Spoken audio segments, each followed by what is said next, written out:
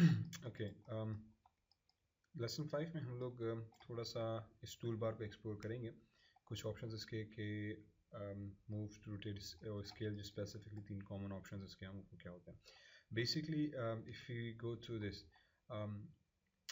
सबसे पहले हमारे पास कहलाता है सेलेक्ट टूल, जिसको हम कहते हैं स्टैंडर्ड सिलेक्शन टूल है ये हमारे पास। इसकी शॉर्टकट क्यू है। ये टूल हम यूज़ करते हैं ऑब्जेक्ट्स को सेलेक्ट करने के लिए। इसी तरीके से लेसो सेलेक्ट टूल है, अगर आप इसको फोटोशॉप में यूज़ टू हैं तो फोटोशॉप में भी इसी तरह से है। ये फ्री फॉर्म सिलेक्शन के लिए इस्तेमाल होता है। उसके बाद जो नेक्स्ट टूल हमारे पास है वो है पेंट टूल, जो कि बेसिकली ऐसे ब्रश के तौर पे आता है और आप पेंट करके सेलेक्ट करते हो कि टूल कौन सा है। देन जो 3 मोस्ट कॉमन टूल्स हमारे पास, मूव, रोटेट एंड स्केल। अब सॉरी, इसमें एक्चुअली इमेज थोड़ी सी पुरानी थी मेरे पास, ये नया वर्जन है, इसमें इन्होंने पेंट टूल अभी इंक्लूड किया, ये पुरानी इमेज में नहीं था, तो इस वजह से यहाँ से मिसिंग है। खैर, move, rotate, scale. Move, rotate, scale, ये वो 3 मोस्ट कॉमनली यूज टूल्स हैं जो हम माया के अंदर इस्तेमाल करते हैं हर चीज़ के लिए। Move, rotate and scale, move, rotate and scale आपको कंटिन्यूसली इस्तेमाल में आएगा। तो इसको समझो, बेसिकली आपको बैक ऑफ द हैंड आपको इसको याद करना पड़ेगा। बेसिक टूल क्या है कि मूव, ऑब्जेक्ट्स को मूव करने के लिए, रोटेट करने के लिए, और स्केल उनकी साइज़ को चेंज करने के लिए, स्केल करने के लिए, छोटा बड़ा करने के लिए। ये 3 हैं। सो QWER ये इनके शॉर्टकट्स हैं। तो बेसिकली हम काम इस तरीके से करते हैं कि अपना लेफ्ट हैंड जो है वो हमेशा हमारे कीबोर्ड की QWER पे प्रेस्ड होता है। So if I come back to my Maya scene, तो ये मेरे पास एक छोटा सा सीन सेटअप है। अब अगर मुझे इसमें से इन चेयर्स को उठा के मूव करनी है तो very simply what I will do इसके मैं पूरी चेयर की ग्रुप को सेलेक्ट करूँगा, ठीक है, यूजिंग द सिलेक्शन टूल। उसके बाद I will come into my move tool. अब रिमेंबर, मूव से W, E से रोटेट और R से स्केल। जब आप W प्रेस करोगे तो यू विल सी कि आपके पास एक एरो आ जाएगा।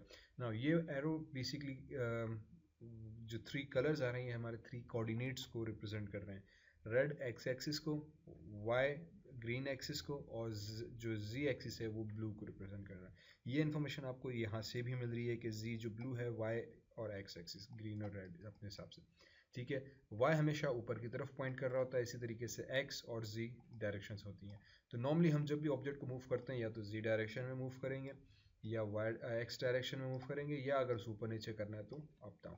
सो सिंपली तरीका ये है कि अगर आपने W प्रेस किया तो आपके पास ये एरो हेड्स वाला एक मैनिपुलेटर या गिज्मो जिसे समटाइम्स हम कहते हैं वो आ जाएगा। उसके बाद उस एरो को मूव करेंगे तो अब ये सिर्फ वाई एक्सिस में मूव करेगा और किसी एक्सिस में नहीं जाएगा। Means Y axis up down है तो वो ऊपर और नीचे जाएगा। इसी तरीके से अगर मुझे इसको लेफ्ट पे ले जाना है, अपनी साइड पे लेकर आना है, तो इसको मैं एक्स एक्सिस में मूव करूँगा और इसी तरह से जेड एक्सिस पे, ठीक है। तो इस टाइम ये समवेयर यहाँ पे आ गया। तो अब इसको वापस मुझे नीचे लेकर आना है ज़मीन पे, तो मैंने कैमरा को एडजस्ट किया अल्टर प्रेस करके लेफ्ट माउस बटन से। देन वाई एक्सिस में इसको मैं नीचे लेकर आया। So object is on the ground, और फिर इसको अकॉर्डिंगली मैं जी एक्सिस में पहले इस तरफ ले गया and then I can reposition it, ठीक है। एज यू कैन सी, अगर आपने चैनल बॉक्स ओपन किया हुआ है तो जैसे जैसे आप इसको Z में या Y में एडजस्ट करेंगे तो उसकी रिस्पेक्टिव वैल्यूज़ चेंज हो रही हैं।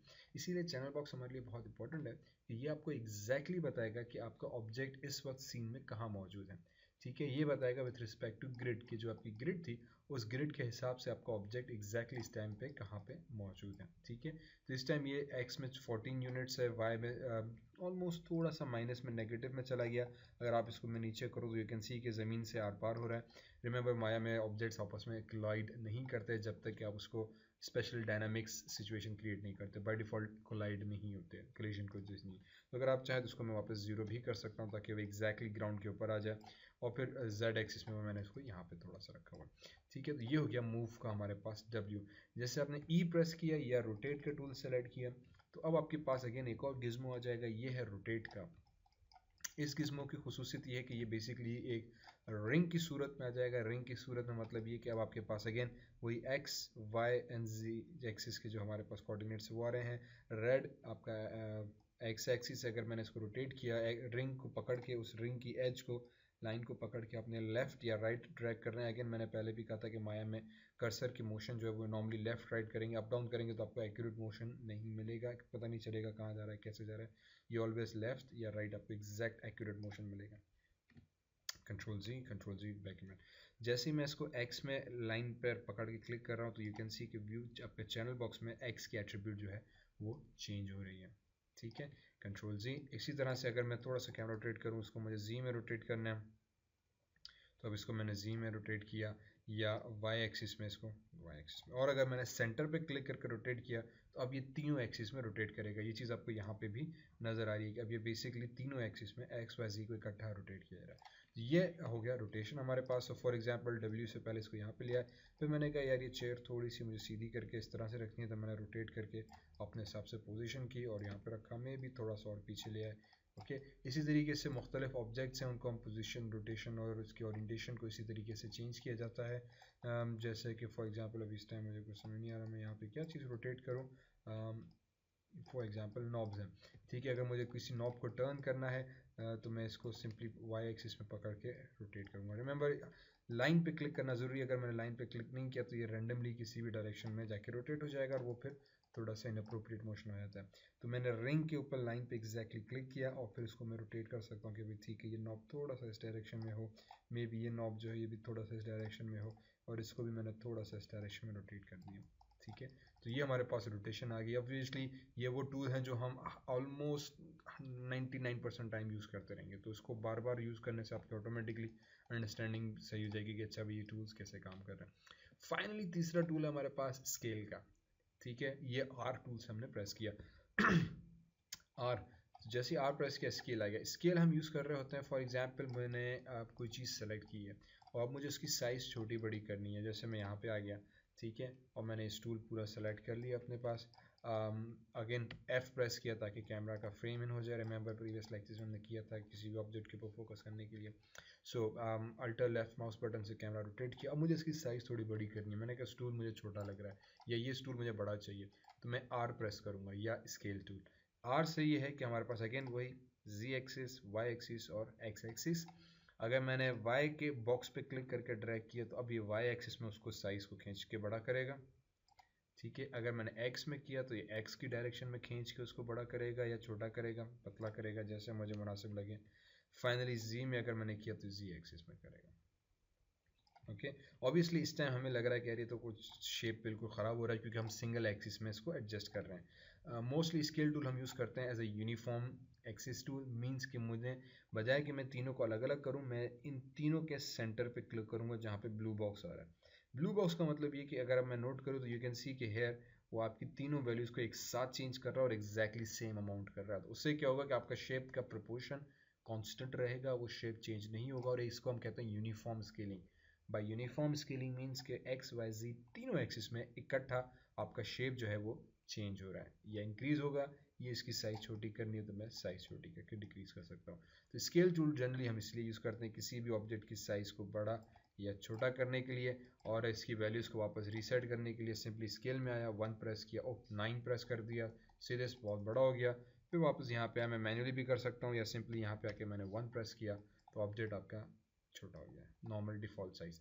रिमेंबर स्केल वैल्यूज़ हमेशा 1 होती हैं, मीन्स कि इसकी साइज़ 1 है, क्योंकि बेसिकली साइज़ 0 कुछ भी नहीं है। अगर मैं इसको बिल्कुल छोटा करता जाऊँ तो सी 0.025, और इससे अगर मैं इसको 0 कर दूँ तो अब ऑब्जेक्ट आपका गायब हो गया। सीन के अंदर मौजूद है, कैलकुलेशन के हिसाब से है, लेकिन क्योंकि हमने इसकी साइज़ 0 कर दी तो बेसिकली किसी भी ऑब्जेक्ट की साइज़ 0 नहीं होती, कुछ ना कुछ उसकी साइज़ ज़रूर होती है। तो साइज़ 0 का मतलब कि ऑब्जेक्ट आपका डिसअपियर हो गया। इसीलिए स्केल वैल्यू जब भी आप कोई भी नया ऑब्जेक्ट क्रिएट करेंगे, for example if I going to create polygon और मैं स्फीयर बनाता हूँ, ठीक है, कोई भी मैं ऑब्जेक्ट बनाऊंगा उसकी स्केल वैल्यू हमेशा 1 होगी, रोटेशन वैल्यू हमेशा उसकी 0 होगी, और एक्स वाई जहाँ पे आपने उसको बनाया है उसके हिसाब से वो ऑटोमेटिकली कैलकुलेट करके उसकी पोजीशन आपको बता देगा। अदरवाइज वो 0 पे रखेगा अगर हमने इंटरेक्टिव क्रिएटिविटी ऑफ की हुई है। तो स्केल रिमेंबर हमेशा 1 होगी।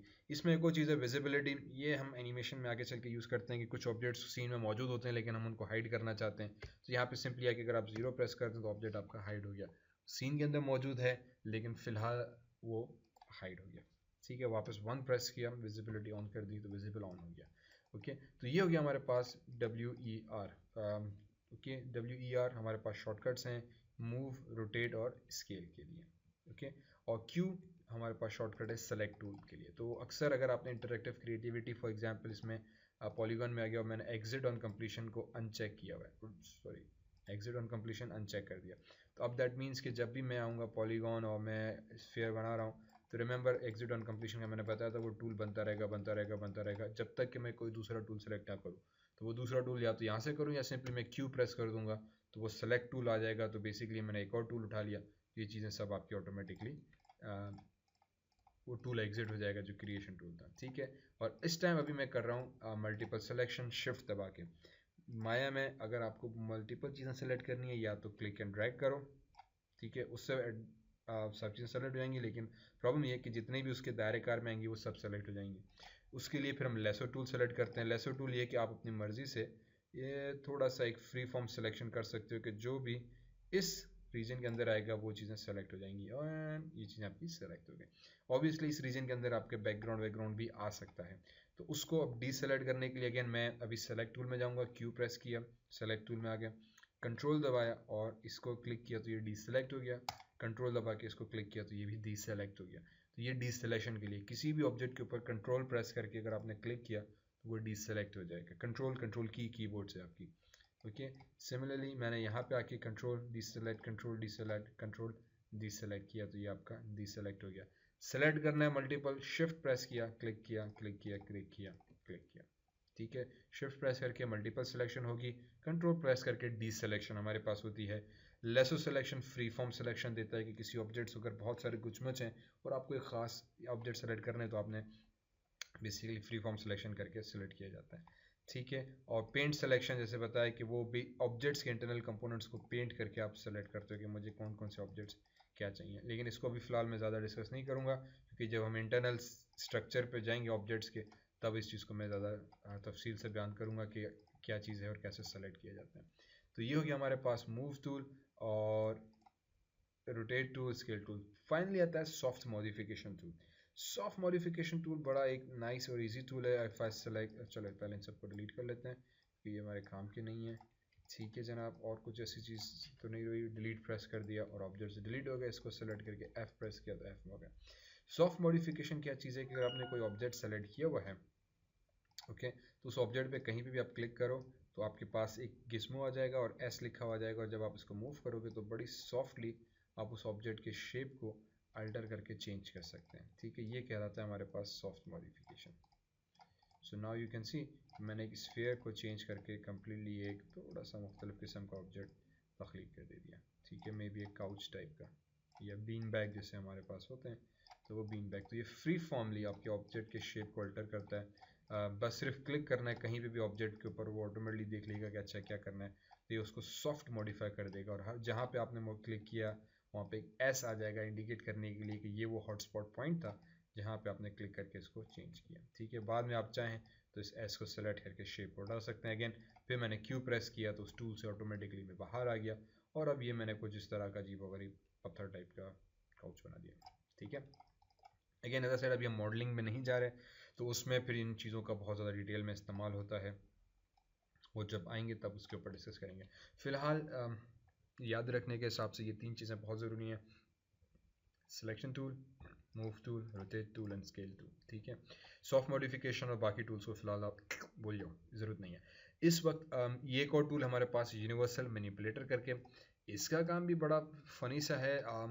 बहुत कम मैं इसका इस्तेमाल करता हूँ, लेकिन मे बी सर्टन सिचुएशन में किसी को ज़रूरत पड़ सकती है। ये जैसे नाम बता रहा है, जैसे यूनिवर्सल रिमोट होता है इसी तरह से यूनिवर्सल मैनिपुलेटर है कि एक ऐसा ही अजीब सा बॉक्स आ जाएगा और उसको आप इकट्ठा मूव भी कर सकते हो, ठीक है। उसके कोनों को पकड़ के आप उसको अजीब डिग्रीज में, बेसिकली डिफरेंट डिग्रीज में आप रोटेट कर सकते हो, जहाँ से उसका पिवट पॉइंट जो है किसी दूसरे डायरेक्शन में होगा। सो फॉर एग्जांपल अगर मैंने इस कोने से पकड़ा तो अब इसका पिवट पॉइंट उसके ऑपोजिट एज पे हो जाएगा ऑटोमेटिकली, और अगर मैंने इस डायरेक्शन में रोटेट करने की कोशिश की तो उसका जो पिवट है वो यू कैन सी कि वो येलो लाइन यहाँ पे आपको हल्की सी नज़र आ रही होगी। अब इसका पिवट अलग या एंकर पॉइंट जो है वो ऑपोजिट कॉर्नर पे हो गया और उस हिसाब से रोटेट करेगा। और फिर इस बॉक्स की अगर मैं एजेस को पकड़ूँ तो फिर इसको मैं स्केल भी कर सकता हूँ उस पर्टिकुलर डायरेक्शन में।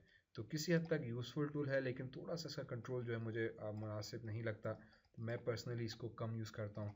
मूव रोटेट टूल ये तीन मेरे लिए बड़ा आसान से और एक फीजिबल ऑप्शन है, जहाँ पे ऑब्जेक्ट को रोटेट करना है पोजीशन के हिसाब से, ओरिएंटेशन के हिसाब से हम इसको यूज़ कर रहे होते हैं। सिंपल भी है, आसान भी है और बहुत कॉमनली यूज़ भी किया जाता है, ठीक है। इसको सेलेक्ट किया, लेट मी डिलीट दिस, इसको भी डिलीट कर देते हैं, ठीक है।